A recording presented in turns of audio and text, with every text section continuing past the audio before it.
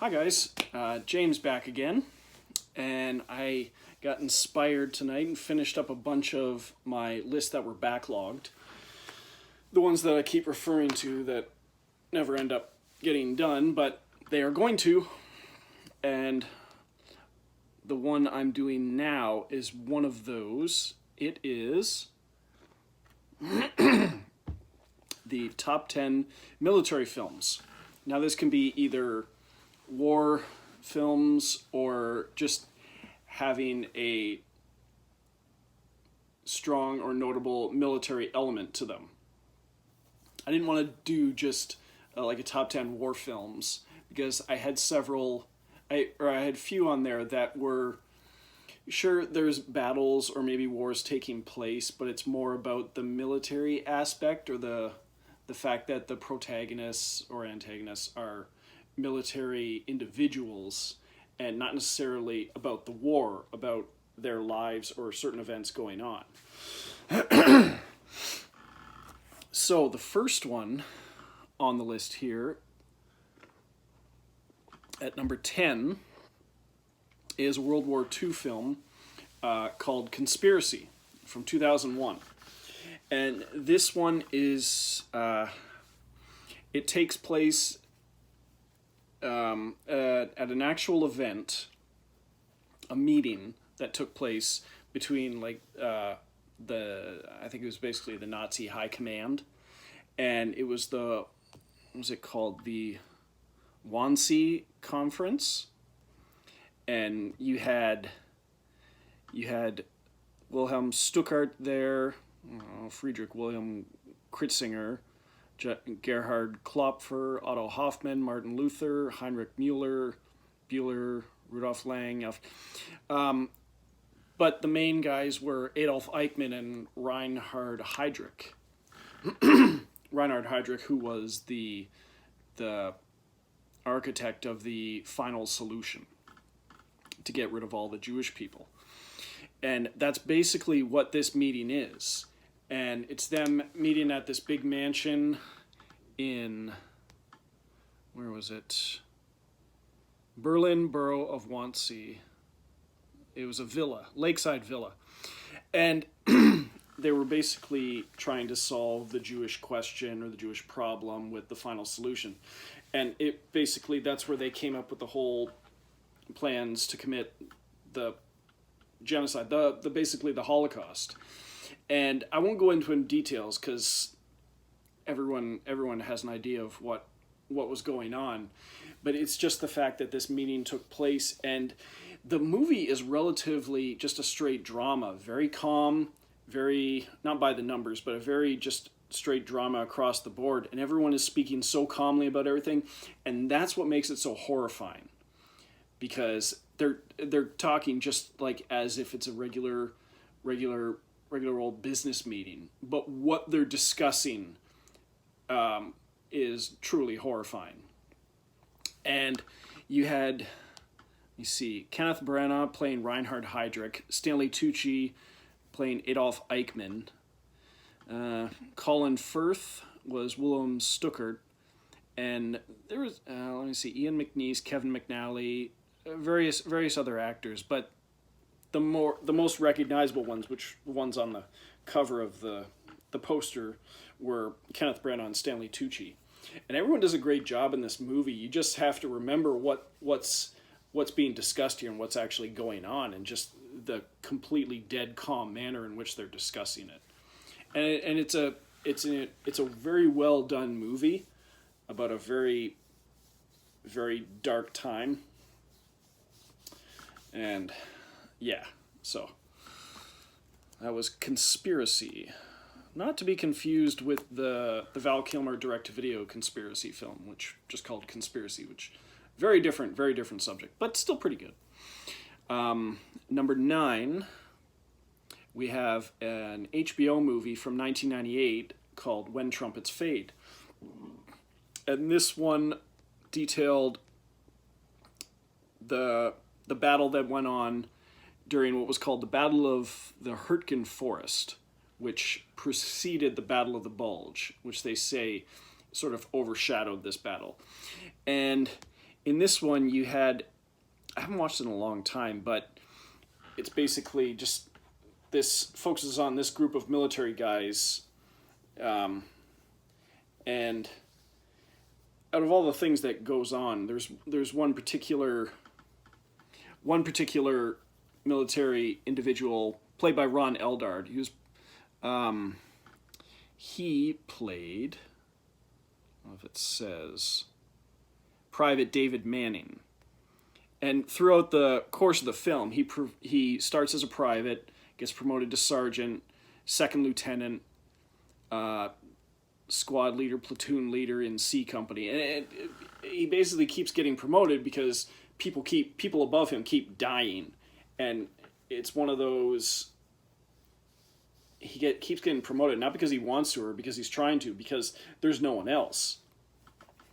But among him, there's Ron Eldard, Zach Orth, Frank Whaley, Dylan Bruno, Dan Futterman, Dwight Yoakam's in there, Martin Donovan, Timothy Oliphant, Oliphantastic, if you're familiar with that name, Jeffrey Donovan, Bobby Cannavale.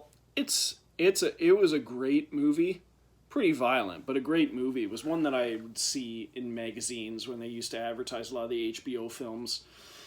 And I think, like, I have the DVD now, but I think I either taped it off TV or rented it when I worked at Rogers. And it's well done. Done by John Irvin, who has directed several films. I believe he did Hamburger Hill. I don't know if he did The Big Red One.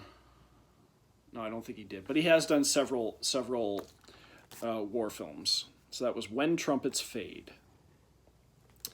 Number 8, we have, bear with me, it's an Uwe Boll film.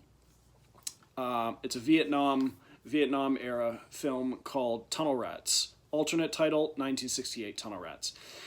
And it's one of my favorite Vietnam films. Say what you will about him with his video game movies and stuff. I think this is a pretty damn impressive Vietnam film. And it focuses on the Americans in the military that were being trained to fight in the tunnels that the Viet Cong had built all over the jungles of Vietnam, and they called these guys tunnel rats. So they're doing battle with the Viet Cong on the regular ground, but also in the tunnels, which are pretty vast. You see some that go down into this big apartment-sized room, and then tunnels go off in other directions and stuff. And and let me see, you've got the cast in here is pretty good. You got Michael Pare, Nate Parker, who did Birth of a Nation and has appeared in other films. Those were the most recognizable guys. But what always sticks out to me in this movie is that it shows a viewpoint that's almost never shown in other Vietnam films, and it shows a viewpoint from the Viet Cong. And the scene I'm talking about is, you see this one Vietnamese female soldier, guy's chasing her, and she lifts up a flap, goes down into a tunnel, and he follows her down into the tunnel, and she comes up in another location. Well, he follows her up, and as he opens the hatch, and as he emerges, she jams this big bamboo spear through his neck, obviously killing him. And then she kills him, and then she opens up another hatch and goes down into another tunnel. But where it would follow him dying and someone coming to get him or whatever, it follows her down into another tunnel where she basically collapses and gets sick to her stomach, where they're showing you that it's affecting, they're not just faceless killers, it's affecting them as much as it's affecting the Americans. And I've just never seen that in another Vietnam film. And I don't know, it's what stood out to me, and I still think it's a great Vietnam War film. So I take it for what it is, just a well-made war film. Tunnel Rats. Number 7, we have a film called Good Kill from 2014. And this is one done by Andrew Niccol, who did Gattaca, In Time, Simone. He's got one called Anon, which I haven't watched yet, but he also did Lord of War. He's like Danny Boyle, where he jumps from genre to genre to genre, although he's done several in the near future or sci-fi kind of era. But Lord of War was about gun running, and this one's about drone warfare. And this one stars Ethan Hawke. You've also got Bruce Greenwood, Zoe Kravitz, January Jones, and Ethan Hawke plays Major Thomas Egan, and he's an officer in the Air Force and stationed in Vegas. And he basically just goes to work every day, goes into this little portable like you'd see at schools or a little trailer or whatever, and with a bunch of other people just operates these drones overseas in the Middle East. And it's sort of his day-to-day experiences with like the terrible things that are going on and the things that they have to do because they're bombing villages and killing terrorists, stuff like that. And there's even one scene where he doesn't talk about his job, just like a lot of vets don't talk about what happened over there when they were overseas fighting in a war. And one day she insists he talk about it. He goes, okay, you want to hear about my day? This was my day. And he talks about like this village they had to surveil, and there was terrorists in there, so they had to bomb them. And then there was people running off, so they had to bomb them too. And these women and children got involved and stuff like that. It's just this horrifying, this terrible thing that happened. He's just like, that was my day. Okay? And it's a pretty staggering scene, and a great performance by Ethan Hawke. And yeah, let me see. Yeah, that was based. Peter Coyote is also in there too. He's credited as Langley, so he's the voice on the phone from Langley and CIA. So it is a great film. It's called Good Kill, which is something they say after like they take out a target that was planned. It's like it was a good kill. Okay, number 6, we have a movie called 71, as in 1971. And this one takes place in 1971, as I said. But it's basically, it's a movie starring Jack O'Connell, and he's an officer in the British Army, and they're sent to Belfast to deal with what they say is the early years of the Troubles. And they're deployed to, they call it a volatile area, where Irish Catholics, Republicans, Ulster Protestants, and Loyalists live all in the same area. And the Catholics and the Protestants are always battling each other in Ireland. That's like the conflict between Ireland and Northern Ireland. And they're trying to quell the riots that are going on. And as they're doing that, two of them get separated, Jack O'Connell and another soldier. And they're getting assaulted by this mob. And one of them gets hit in the head with a rock, and he goes down, and Jack O'Connell's trying to protect him. And this woman comes in and basically tries to quell the mob that are attacking them, saying like, you should be ashamed of yourselves. We're not like this. Don't do this. And as you think she's got the crowd calmed down, an IRA guy comes up and shoots the one guy in the head, leaving Jack O'Connell on his own. Well, he takes off, and it's basically a survival movie where he has to survive the night going from place to place in this very hostile territory, sort of like Black Hawk Down. They have to get out of that area of the city. He's in this area of the city, and he has to get help from whoever he can, because the IRA individuals are trying to kill him because they know one. Sorry, let me backtrack. While this was going on, the rest of the soldiers had to retreat, but they didn't know that the two guys were off to the side. So he gets left there, That's why he's on his own. And he basically has to survive the night because the IRA is trying to kill him. They know one guy got away. And he doesn't know who he can trust, and knows that anybody he stays with, he's putting their life in danger. And it's intense. It was done by, what's the guy's name? Jan Demange. This is his directorial debut. Pretty impressive. He's the guy who also directed White Boy Rick, which, if I ever get around to, which is a true story, which may or may not be on another list I'm going to do. So that is 71. Number 5, we have a film called Centurion from 2010. And this is a film by Neil Marshall, the guy who did like Dog Soldiers, Doomsday, the Hellboy reboot. He's done some fantastic episodes of television. Westworld and Game of Thrones are the most notable. And this one is basically about Roman soldiers that go into... it involves the Roman Empire's, the legendary Ninth Legion.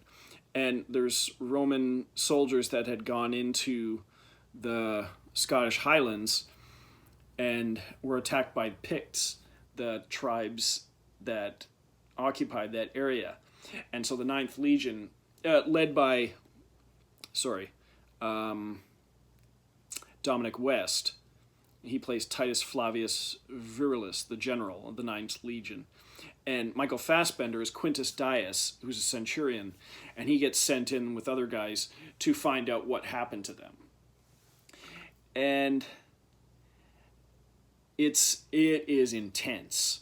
You've got Olga Kurilenko as Atane. She's a Pict who had her tongue cut out when she was younger, and she works as sort of like a scout for the Romans. And along their way, Fassbender, and a few other guys, they seek refuge with sort of like an outcast. They consider her a witch, and that's played by Imogen Poots, plays Ariane. But other guys in here, you've got Liam Cunningham, David Morrissey, Noel Clarke, Riz Ahmed, Ulrich Thompson as the leader of the Picts, the Britons. It's a big cast. Well, Neil Marshall himself is in an uncredited role as an archer. But it's an intense movie. Highly, highly recommend. Especially just cinematography and what they had to go through, like, because they were actually out in the snow. You see Michael Fassbender running around with, like, no shirt and stuff. It had to be freezing as hell. Awesome, awesome movie. Very violent. Centurion. Number 4, we have a film by Ang Lee from 2016 called Billy Lynn's Long Halftime Walk. And when they did the Hobbit trilogy, those were the first movies done with like 48 frames per second and a high frame rate. And Ang Lee took it to another level when he did Billy Lynn's Long Halftime Walk, because it was the first film shot in 120 frames per second. Now, it was a very limited release, so it didn't go many places. So if you saw it, you would have seen it in 3D with the super high frame rate, which I'm told makes everything look like realer than real, like surreal. That's what I heard about the Hobbit movies anyway, but just watching this on Blu-ray just looks like a regular movie. Very well shot, high definition movie. And this is basically Billy Lynn and his platoon, led by, his name was Shroom. What was his name?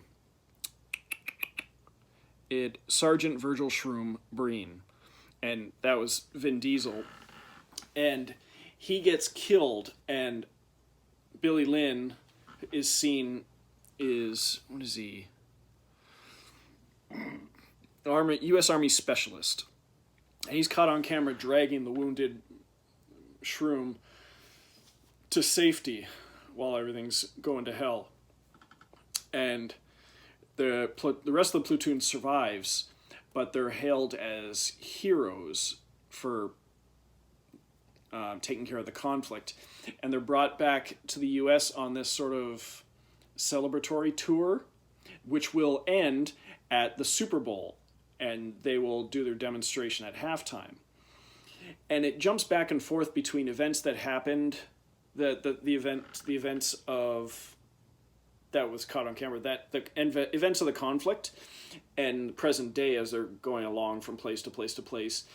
And you've got Kristen Stewart playing Billy Lynn's sister, who really wants to get him out of the army because she can tell there's something wrong with him. He's suffering a little PTSD.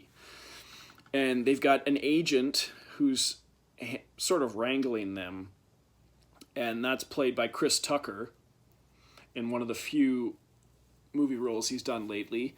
Garrett Hedlund is the squad staff sergeant. Kristen Stewart is the sister. Vin Diesel. Steve Martin as I think he's either the owner of the stadium the Super Bowl is taking place at, or owner of one of the teams. Let me see. You've also got Bo Knapp, Tim Blake Nelson, various other actors in it, and it's a great movie. I used to have the poster right here, but I took it down a little while ago. Great movie, great performance by what's his name? The guy who plays Billy Lynn, Joe Alwyn, who characters from Texas. He's actually, I believe. Let me see. I believe he's an English actor, and I think this was his film debut. He does an amazing job for his first time acting. Yeah, so that's Billy Lynn's Long Halftime Walk.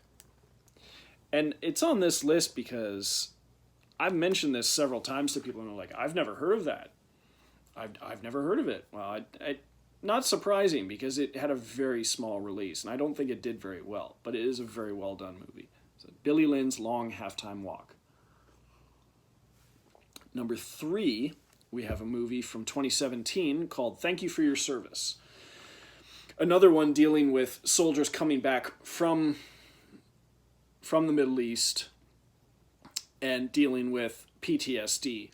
And this one is written and directed by Jason Hall, who wrote American Sniper, another amazing movie.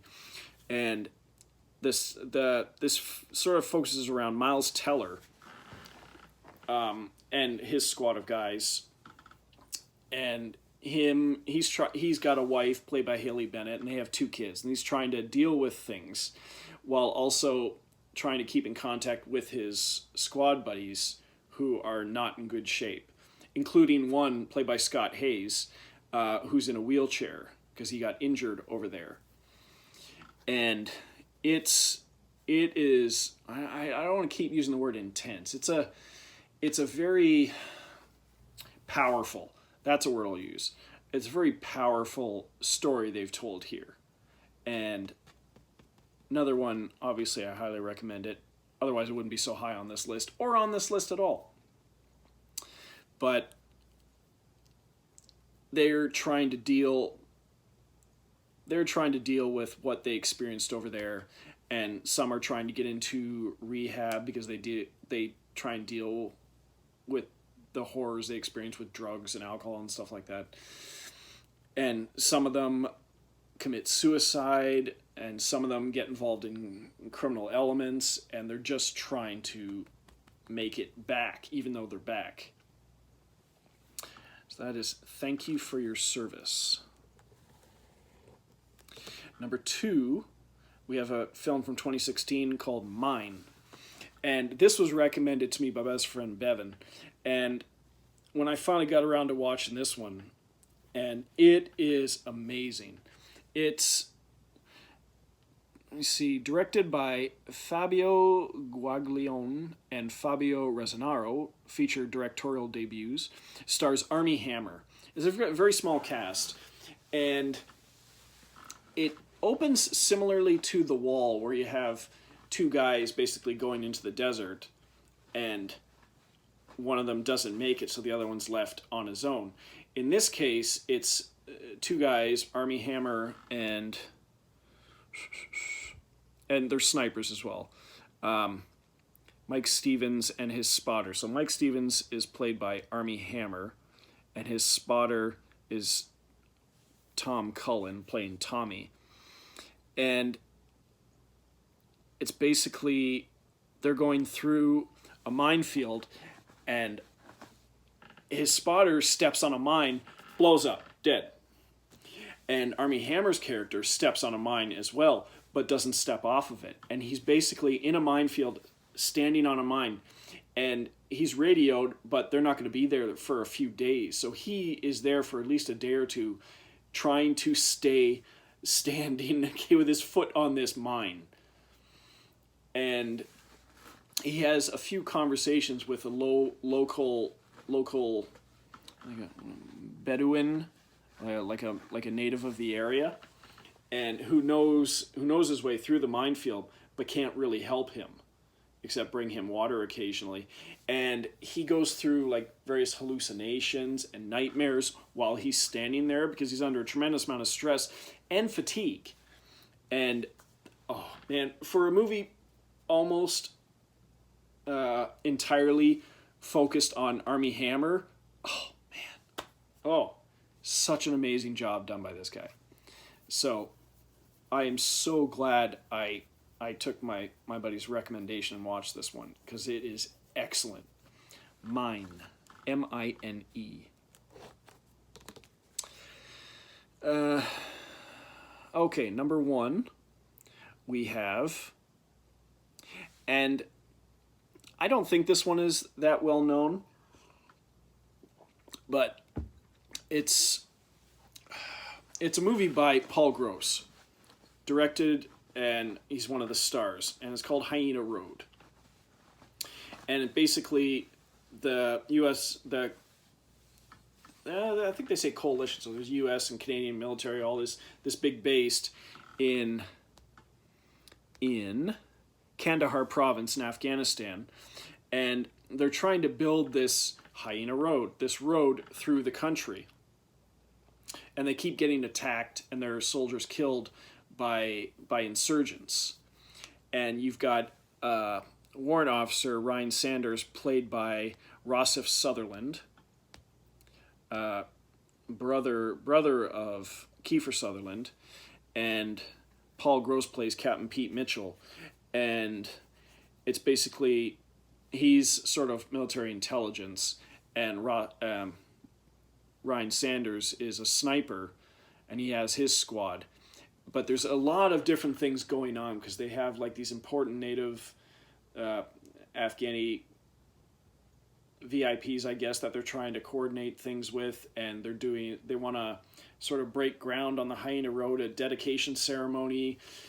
And it's hard to say if this is my favorite Paul Gross movie, because it might be tied with my favorite, which would be Men with Brooms, and then just below them would be Passchendaele. Those are the 3 movies that Paul Gross has done, and he's done a fantastic job each time. This one got I'd say a decent release in Canada, and I managed to see it once or twice and snatched it up when it came out. And oh man, it's just so good. And you've also got a thing I love, which is some voiceover, not all the way through, but Paul Gross does a few voiceovers scattered throughout the movie. And the music, the score they do for this is great. Plus they have some bagpipe music that plays at the end of the movie. And let me see, there's also Clark Johnson's in there, Christine Horn. Yeah, there'd be a few Canadian actors, I think, that you'd recognize in there. And that was Hyena Road. So that was it for this list. And I have another few on the back burner that I finished earlier tonight, that I will get done. And you should see those soon. Knock on wood. All right, so I hope you like this one, and I'll see you on the next one. Toodles.